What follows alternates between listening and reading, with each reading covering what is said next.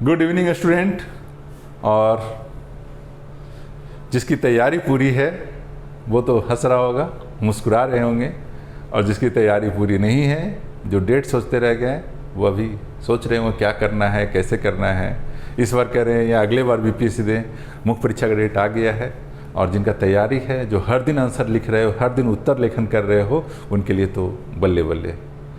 बस एक ही चीज़ का ध्यान रखना, अंत समय में, चूँकि एग्ज़ाम अगस्त फर्स्ट वीक में है, लास्ट समय में ज़्यादा हौच वौच पे मत पढ़ना, ज़्यादा ज्ञान लेने के चक्कर में मत पढ़ना, नहीं तो बहुत सारे जगह ज्ञान बट रहे हैं, मार्केट से लेकर के सोशल मीडिया, हर जगह ज्ञान बट रहे हैं। ज्ञान उतना ही लो जितना की ज़रूरत हो, अदरवाइज ज़्यादा ज्ञान डाउनलोड करोगे तो वो एग्जामिनेशन का रिजल्ट डाउनलोड नहीं हो पाएगा। तो एग्जामिनेशन का समय आ गया, अभी आप लोग कुछ चीज़ें कीजिए, जैसे कुछ गेस्ट क्वेश्चन मैं बना के देने वाला हूँ आपको 2-3 दिनों में, तो उस गेस्ट क्वेश्चन पे काम कर लेना। और अगर लग रहा है उस गेस्ट क्वेश्चन कंप्लीट नहीं है, प्रिपेयर नहीं है, तो एक बार देख लेना उसको, और पर डे एक आंसर राइटिंग तो आप अवश्य कीजिए जो देने वाले हैं, और जो देने वाले नहीं हैं इस साल, वो भी अपना स्टडी जारी रखना, वो भी अपना आंसर राइटिंग जारी रखना। क्यों? क्योंकि अभी आपका लोड कम है, और जब पीटी हो जाएगा, फिर मेंस लिखने जाओगे, उस वक्त अचानक से जब लोड पड़ता है ना, तब लगता है चीज़ें हौच पौच हो जाती है सारी चीज़ें, तब क्या करें क्या नहीं करें। तो जो लोग लिखने जा रहे हो वो तो तैयार हैं ही, और बाकी जो लोग नहीं देने जा रहे हो वो लोग अपना स्टडी जारी रखो। होता क्या है ना, कभी कभी एग्जामिनेशन में, पीटी में, एग्जामिनेशन में रिजल्ट नहीं होने के बाद छात्र बैठ जाते हैं कि अब तो मेरा इस बार नहीं हुआ, अब अगले बार देखेंगे, और फिर पीटी में लग जाते हैं, और मेंस को बिल्कुल साइड कर देते हैं, और ऑप्शनल को बिल्कुल साइड कर देते हैं। ये गलती मत करना, मेंस और ऑप्शनल और आंसर राइटिंग इसको करते रहना हमेशा, बिकॉज इससे अगर छोटे दोस्तों तो फिर गए। और देखा गया कि जिसका एक बार पीटी हो जाता है ना, उसको बहुत हद तक वो लेवल उनको पता चल गया होता है कि वो लेवल कितना चाहिए, कितना स्टडी की ज़रूरत है। तो जिनका एक बार पीटी हो जाता है, थोड़ा सा मेहनत से, थोड़ा सा पुश करने से वो फिर होता ही जाता है हर साल। फिर आपको मेंस को अच्छे से और ऑप्शनल को अच्छे से पकड़ कर चलने का है, और कायदे से लिख के आने का। फिर देखो आपका सिलेक्शन पक्का है। सिलेक्शन के बारे में कुछ लोग ये सोचते हैं, सर सिलेक्शन हो जाएगा ना।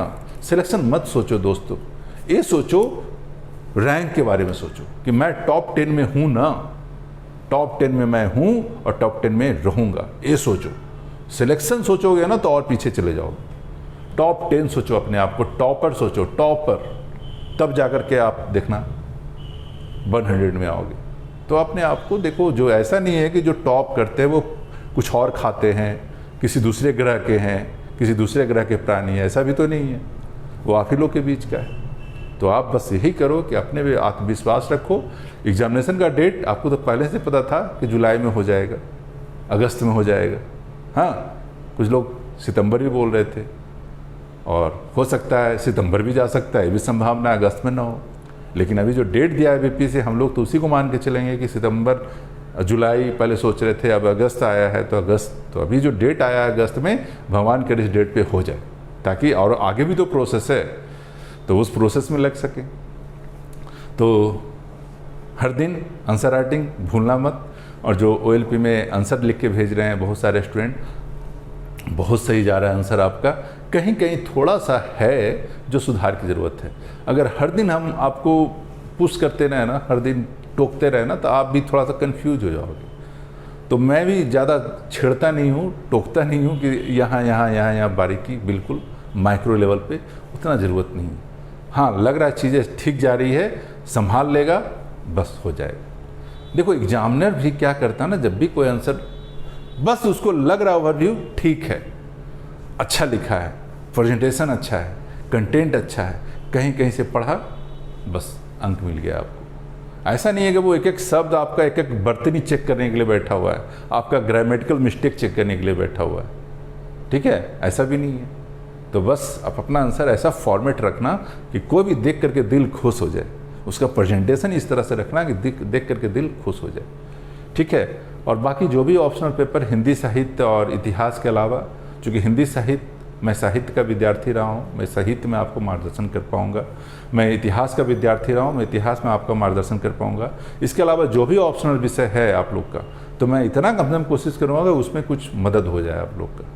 तो उसमें जितना भी बन पड़ेगा मेरे से, मैं आपको मॉडल क्वेश्चन या जैसे भी जिस भी तरीके से मैं मदद कर पाऊँ आप लोग को मैं मदद करूँगा, ताकि दूसरे ऑप्शनल वाले को भी फ़ायदा हो। और ऑप्शनल में क्या है, एक बार तरीका पता चल गया ना, एक बार कैसे कैसे क्या करना है ना, वो भी अगर पता चल गया ना, तो फिर देखना विषय कुछ भी हो, चीज़ें तो वही, ठीक है। और यूपीएससी और बीपीएससी में, खासकर यूपीएससी में देखो कि एक सब्जेक्ट दूसरे सब्जेक्ट से इस तरह से कनेक्टेड है, इस तरह से कनेक्टेड है कि पता ही नहीं चलता। कभी कभी पॉलिटिक गवर्नेंस के साथ इस तरह से कनेक्टेड है, और पॉलिटिको फिर वो किस तरह से कनेक्टेड है, इकोनॉमिक के साथ, और इकोनॉमिक कनेक्टेड हो गया ये ज्योग्राफी के साथ, ज्योग्राफी कनेक्टेड है इंटरनेशनल रिलेशन के साथ, ऐसे ऐसे करके कनेक्टेड हो गया ना कि एक क्वेश्चन देखना दूसरे सब्जेक्ट से एकदम कोरिलेटेड है। तो कभी कभी फ़र्क कर पाना आपको मुश्किल लगेगा कि कौन सा विषय क्या है, इसको किस सेक्शन में रखें। हाँ, तो देखना हर विषय एक दूसरे से कनेक्टेड है। हाँ, उस पर नॉलेज इतना रखो कि चीज़ों को मैं अच्छे से संभाल पाऊँ। तो ये करना, हर दिन अपने पे आत्मविश्वास रखो, हर दिन उठो, यही सोच के उठो कि आज का दिन कुछ कल से बेटर होगा, और कल से कुछ बेटर अच्छा कर पाएंगे। अदरवाइज नेगेटिविटी तो इतना है दोस्तों, हर जगह देखो नेगेटिव है। और इस कोरोना महामारी ने किसको नेगेटिव नहीं कर दिया, किसको नेगेटिव नहीं, अच्छे अच्छे लोगों को नेगेटिव कर दिया। लेकिन सिक्का का दूसरा पहलू भी है, हर दिन के बाद रात होता है और रात के बाद दिन होता है, हर अंधेरे के बाद उजाला होता है और उजाला के बाद अंधेरा होता है। तो ऐसा नहीं है, झटका है, झटका लगना चाहिए, और झटके के बाद अगर कुछ सुधार होना शुरू हो जाए तो बहुत अच्छी बात है। तो आज हर लोग कुछ ना कुछ कहीं ना कहीं निगेटिव हो चुके हैं, कुछ लोग डीमोटिवेट हो चुके हैं। लेकिन डीमोटिवेशन किस बात का, करियर मेरा है, पढ़ना मेरे को है, सफलता मेरे को मिलेगा, उसके बाद सफलता के बाद जो सुविधाएं हैं वो मेरे को मिलेगा, तो डीमोटिवेशन किस बात का। हाँ, इकोनॉमिकली कुछ लोग को इम्पैक्ट आया है, ज़्यादा दिन रहने वाला नहीं है, फिर धीरे धीरे चीज़ें सब स्मूथ हो जाएगा, चीज़ें सब ठीक हो जाएगा। बस आपका काम है, मेरा करियर है, पढ़ाई है, रुकना नहीं चाहिए, और every single day I will practice for that, ठीक है ना।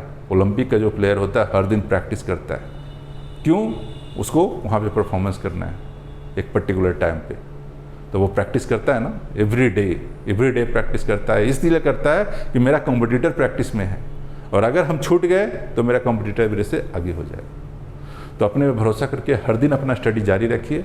परिस्थितियाँ ऊपर नीचे होगी, समय ऊपर नीचे होगा, इसका मतलब ये नहीं कि हम अपने लक्ष्य से भटक जाएं और जो करना है उससे भटक जाएं। बहुत सारे स्टूडेंट हैं, तैयारी शुरू कर लिए हैं बीपीएससी का, या कुछ करने का भी सोच ही रहे हैं, वो एग्जामिनेशन डेट के बारे में सोच रहे हैं। अरे एग्जामिनेशन डेट के बारे में मत सोचो, आप ये सोचो कि क्या मैं पर डे कुछ ऐसा प्लान करूं कि इतना ख़त्म हो गया अब उस पर लगूं, अब इतना ख़त्म हो गया अब उस पर लगूं। इस तरह से सेल्फ टारगेट बना करके फिर देखिए काम आपका बिल्कुल आसान हो जाएगा। जहाँ पे टफ चीज़ें हैं, जहाँ पे कुछ समझाने की बारी आएगी, मैं आपको समझाऊंगा, मैं आपको बताऊंगा, मैं आपको गाइड करूंगा। और आने वाले नेक्स्ट वीक से तो अब ये भी होगा कि जो भी पीडीएफ का फाइल जाएगा आपको, उस पीडीएफ पे क्लासेस मिलेगी आपको।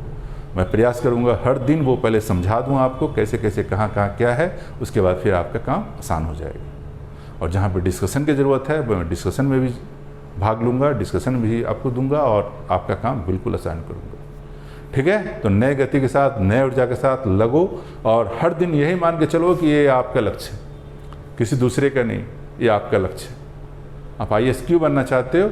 इसलिए बनना चाहते हो कि आप सिंपल नहीं रहना चाहते। बहुत गरीबी, बेरोजगारी, बहुत आर्थिक चीज़ें, पिछड़ापन देख चुके हो। सबसे पहले हम अपने लिए IAS बनना चाहते हैं, अपने लिए STM बनना चाहते हैं। तो ये सब चीज़ें अपने आप से बोलो। और अगर हम अपने लिए बनना चाहते हैं, फिर देखो पढ़ाई हम अपने लिए पढ़ेंगे, और न सिर्फ एग्ज़ाम को पास करने के लिए पढ़ाई इसलिए पढ़ेंगे कि बहुत सारी चीज़ों को मेरे पास नॉलेज होना चाहिए, समझ होना चाहिए, तभी तो मैं कुछ अच्छा कर पाऊँगा। रट के पढ़ाई पढ़ लेने से, PT पास होने से उतना ही सॉल्यूशन नहीं है, क्योंकि PT तो रट करके भी पास हो जाते हैं। तो उतना ही भर मेंस में आपको विश्लेषण करना होता है, और डायरेक्ट क्वेश्चन कभी नहीं पूछता है। अगर सिंधु घाटी सभ्यता है तो उसी को इनडायरेक्टली पूछेगा, आपसे जोड़ के पूछेगा, ठीक है। तो चीज़ों को समझ के पढ़िए, समझ समझ के पढ़ने से आपका देखना फ़ायदा ज़्यादा होगा। और कल के डेट में कैसा भी क्वेश्चन घुमा दे, और अगर कंसेप्ट क्लियर है, समझ गए, तो आप उस क्वेश्चन का जवाब अच्छे से लिख के आएंगे। और जहाँ भी डीमोटिवेशन मिले, नेगेटिव टाइप के लोग मिले, दूरी बनाए रखो। क्योंकि होता क्या है ना कि डीमोटिवेशन जो है ऐसा वायरस है जो अपने को डिस्ट्रॉय कर देता है, जो आपके सपनों को डिस्ट्रॉय कर देता है। तो डीमोटिवेट नहीं होना है, नर्वस नहीं होना है। सिचुएशन कैसा भी हो, परिस्थिति कैसा भी हो, हर दिन काम करना है। जैसे एक पक्षी डेली सुबह उठता है, उसका रूटीन वर्क है, ये करना है, वो करना है, वो करना है, और शाम में घोंसला भी लौटना है। एक दुकानदार जिस तरह से अपना काम करता है हर दिन, उसी तरह एक विद्यार्थी को, एक छात्र को वैसा ही काम करना पड़ेगा हर दिन। आप भी अपने लाइफ के बिजनेसमैन हो, तो हर दिन उठो, हर दिन अपने लक्ष्य को याद करो, और उस लक्ष्य को पाने के लिए जो करना है उसको कीजिए आप। ठीक है? Okay, all the best.